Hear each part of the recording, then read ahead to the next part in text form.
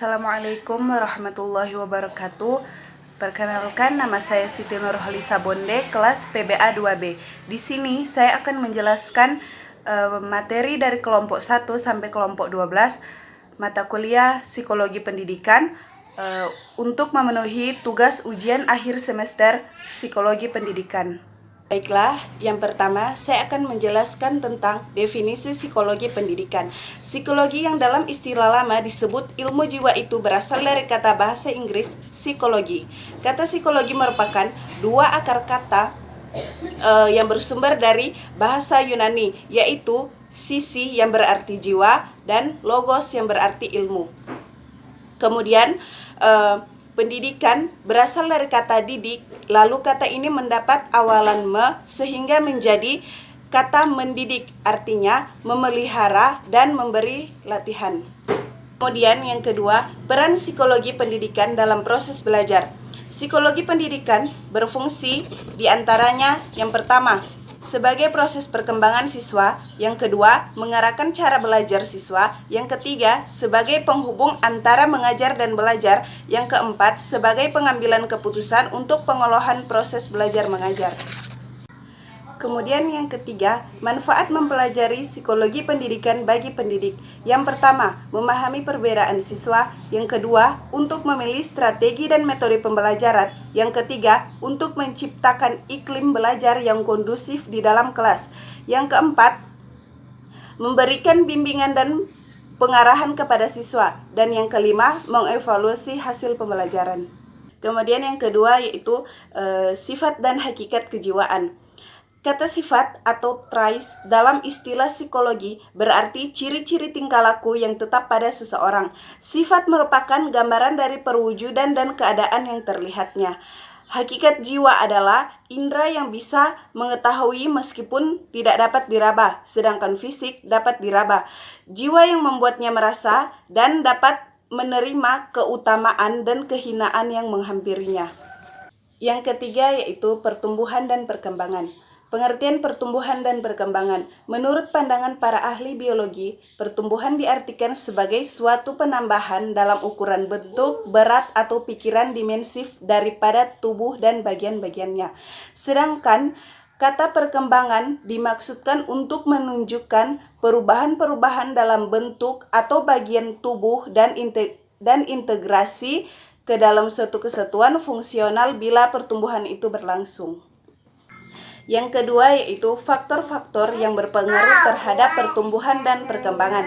Yang pertama, faktor internal. Faktor internal terdapat 3. Di antaranya yang pertama, faktor genetik atau hereditas. Yang kedua, faktor fisiologis. Yang ketiga, faktor psikologis. Kemudian yang kedua, faktor internal. Faktor internal terdapat 7. Yang pertama, faktor biologis. Yang kedua, faktor psikis. Yang ketiga, faktor ekonomi atau status sosial ekonomi. Yang keempat, faktor kultural. Yang kelima, faktor edukatif. Yang keenam, faktor religius. Dan yang ketujuh, faktor lingkungan. Faktor lingkungan terdapat 3. Yang pertama, faktor lingkungan sosial masyarakat. Yang kedua, faktor lingkungan sosial keluarga, dan yang ketiga, faktor lingkungan sosial sekolah. Kemudian yang ketiga, aspek-aspek pertumbuhan dan perkembangan. Pertumbuhan fisik yang terjadi pada diri si anak adalah menyangkut semua organ dari struktur organnya. Seperti organ fisik dalam misalnya jantung, paru-paru, otak, dan sebagainya. Semuanya mengalami perubahan secara kuantitatif, yaitu semakin besar, semakin banyak, semakin lengkap strukturnya. Dan materi yang keempat yaitu hereditas. Pengertian hereditas. Menurut Witherington, hereditas adalah suatu proses penurunan sifat-sifat atau beralih generasi ke generasi lain melalui plasma benih, bukan dalam bentuk tingkah laku, melainkan struktur tubuh.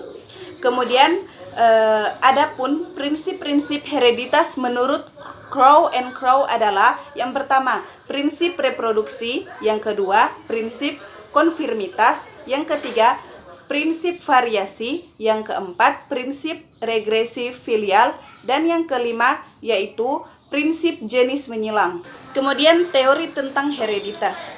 Menurut Maurice L. Bigge, sifat dasar moral manusia ada yang baik, pasif, atau interaktif.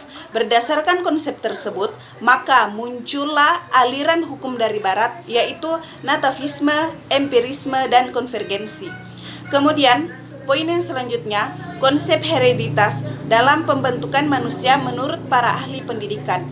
Nah, menurut Muhammad Ngalim Purwanto, terdapat beberapa macam pembawaan, yaitu sebagai berikut. Yang pertama, pembawaan jenis. Yang kedua, pembawaan ras. Yang ketiga, pembawaan jenis kelamin. Dan yang terakhir yaitu pembawaan perseorangan. Bab kelima yaitu tentang lingkungan. Nah, psikologi lingkungan merupakan ilmu yang mempelajari tentang tingkah laku manusia, baik secara individu maupun dalam hubungannya dengan lingkungan. Kemudian yang kedua, jenis-jenis lingkungan. Yang pertama, lingkungan alamiah seperti lautan, hutan, dan sebagainya. Kemudian yang kedua, lingkungan buatan atau binaan seperti jalan raya, perumahan, atau taman, dan sebagainya. Kemudian yang ketiga, lingkungan sosial. Yang keempat, lingkungan yang dimodifikasi. Poin selanjutnya yaitu teori psikologi lingkungan. Yang pertama, teori pembangkitan. Yang kedua, teori hambatan tingkah laku. Yang ketiga, penghambat lingkungan. Yang keempat, teori ekologi.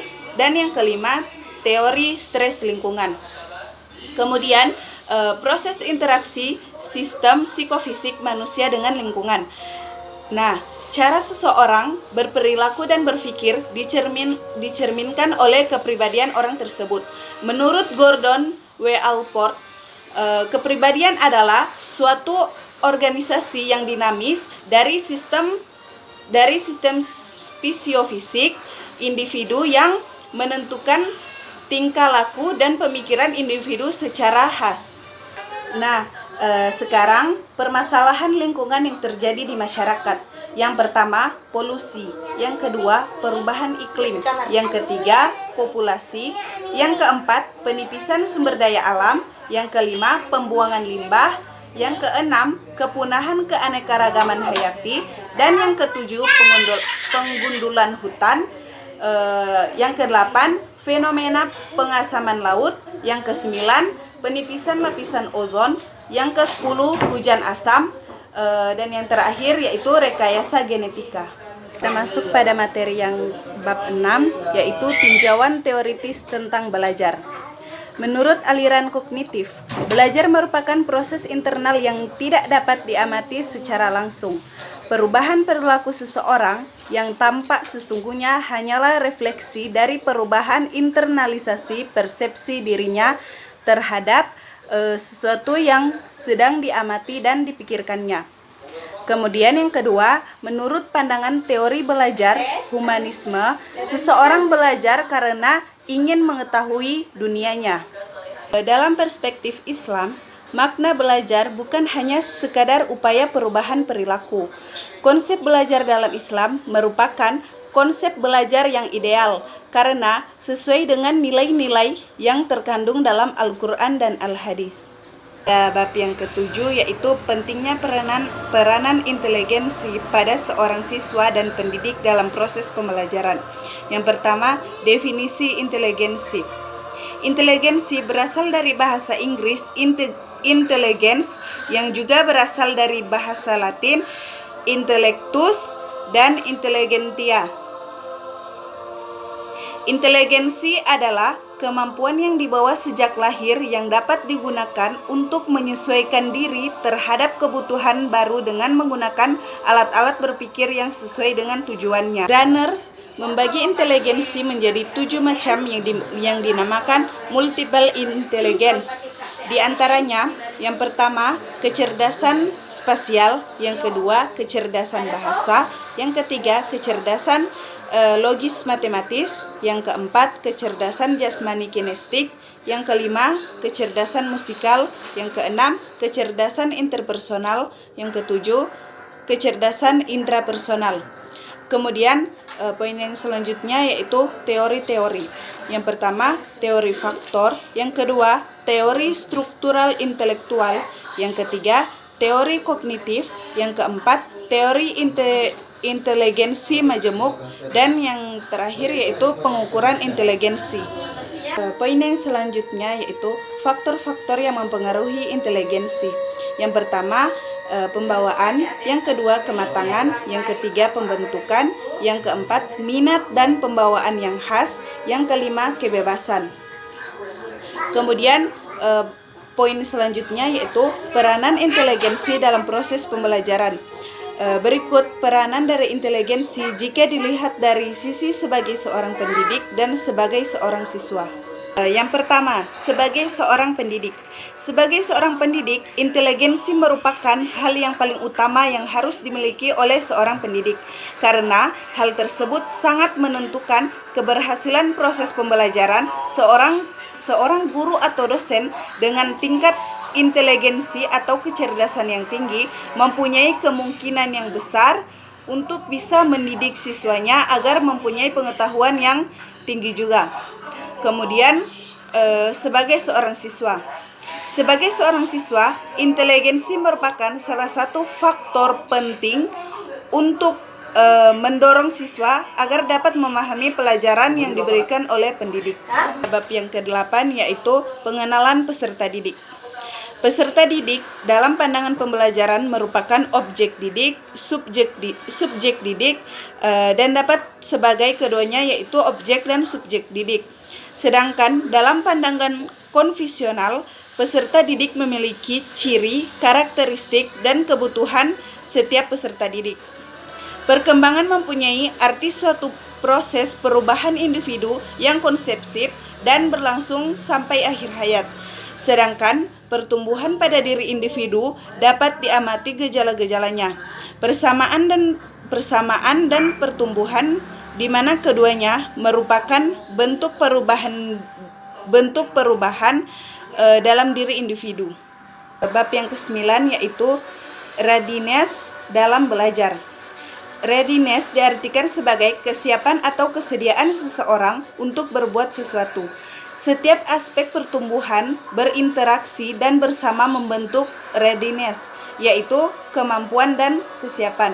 Pembentukan kesiapan dipengaruhi oleh motivasi, sikap, minat, kebiasaan belajar, dan konsep diri. Indikator kesiapan belajar dapat dilihat melalui sudut pandang siswa, guru, situasi, program, dan sarana. Materi yang ke-10 yaitu tentang motivasi belajar. Pengertian motivasi belajar. Motivasi belajar adalah kondisi psikologi yang mendorong siswa untuk belajar dengan senang dan belajar secara sungguh-sungguh, yang pada gilirannya akan terbentuk cara belajar siswa yang sistematis, penuh konsentrasi, dan dapat menyeleksi kegiatan-kegiatannya. Kemudian, poin yang kedua yaitu aspek-aspek motivasi belajar. Sumadi Suryabinta menyatakan bahwa anak yang memiliki motivasi belajar tinggi dapat diketahui melalui aktivitas-aktivitas selama proses belajar. Antara lain yang pertama, menyiapkan diri sebelum mengikuti pelajaran. Yang kedua, mengikuti pelajaran di kelas. Dan yang ketiga, menindaklanjuti pelajaran di sekolah. Prinsip-prinsip motivasi belajar siswa menurut Sheffield. Prinsip-prinsip motivasi belajar diantaranya: yang pertama, motivasi sebagai dasar penggerak yang mendorong aktivitas belajar. Yang kedua, motivasi intrinsik lebih utama daripada motivasi ekstrinsik dalam belajar. Yang ketiga, motivasi berupa pujian lebih baik daripada hukuman. Yang keempat, motivasi berhubungan erat dengan kebutuhan dalam belajar. Dan yang kelima, motivasi dapat memupuk optimisme dalam belajar. Dan yang terakhir yaitu motivasi melahirkan prestasi dalam belajar. Fungsi motivasi belajar siswa menurut Sudirman.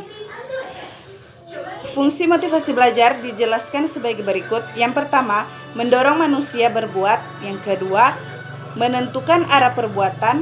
Dan yang ketiga, menyeleksi atau menentukan perbuatan-perbuatan yang harus dikerjakan guna mencapai tujuan. Materi yang ke-11 yaitu kesulitan belajar. Permasalahan yang sering terjadi di dunia pendidikan adalah adanya kesulitan belajar oleh para peserta didik. Nah, salah satu yang menjadi permasalahan peserta didik tidak lain adalah masalah terkait psikologis.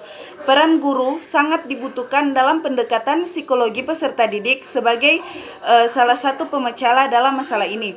Hambatan-hambatan dalam proses pembelajaran peserta didik dapat menunjukkan bahwa peserta didik tersebut memiliki kesulitan belajar, baik berupa sifat psikologis, fisiologis, atau sosiologis.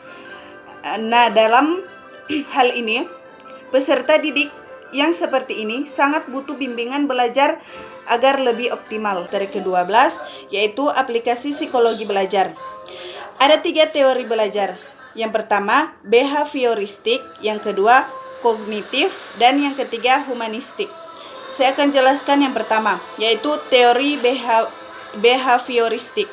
Teori ini sangat sesuai apabila diterapkan dalam pembelajaran PAI, karena PAI adalah mata pelajaran yang orientasinya untuk pembentukan habituasi atau pembiasaan dalam mengamalkan agama yang telah dipelajari oleh siswa. Kemudian yang kedua yaitu teori kognitif. Teori ini merupakan suatu teori yang dimana bertumpu pada perkembangan daya serap otak atas informasi yang telah diterimanya. Yang ketiga yaitu teori belajar humanistik. Teori ini dapat diterapkan dalam pembelajaran tauhid, akhlak, akan sangat membantu para pendidik dalam memahami arah belajar pada dimensi yang lebih luas, sehingga upaya pembelajaran apapun dan pada konteks manapun akan selalu diarahkan dan dilakukan untuk mencapai tujuannya.